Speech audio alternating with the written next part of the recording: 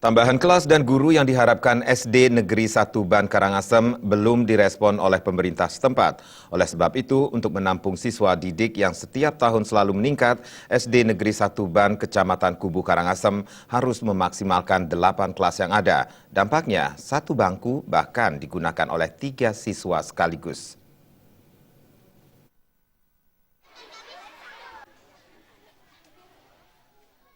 Kepala Sekolah SD Negeri 1 Ban Nyoman terus mengatakan saat ini SD Negeri 1 Ban memiliki 8 kelas.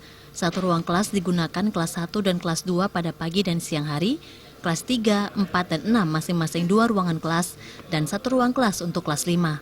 Ketersediaan kelas tersebut tidak sebanding dengan jumlah siswa yang selalu meningkat setiap tahun.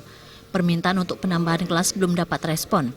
Pihak sekolah terpaksa memaksimalkan ruangan kelas yang tersedia, bahkan satu bangku diisi oleh 3 siswa sekaligus. Selain kekurangan ruangan kelas, SD Negeri 1 Ban juga kekurangan guru. Di SD Negeri 1 Ban hanya terdapat 10 guru PNS dan 5 guru honorer yang dibiayai dari dana BOS. Apalagi SD Negeri 1 Ban memiliki kelas filial atau kelas jauh. Beberapa guru harus bertugas mengajar di kelas filial.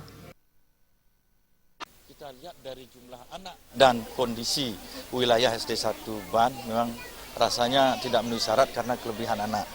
Sehingga harapan kami di pemerintah kalau bisa dibantu, mungkin nantinya agar bisa membuat gedung bertingkat untuk di SD 1 Ban.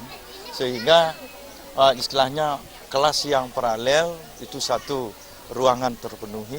Setelah ruangan terpenuhi, harapan kami juga minimal tenaga gurunya juga bisa terpenuhi. Nyoman terus sangat berharap pemerintah Karangasem dapat mengambil langkah untuk membantu menambah kekurangan kelas maupun guru di SD Negeri 1 Ban. Dengan bantuan pemerintah, kualitas pendidikan SD Negeri 1 Ban diharapkan menjadi lebih baik. Jenny dan Bayudi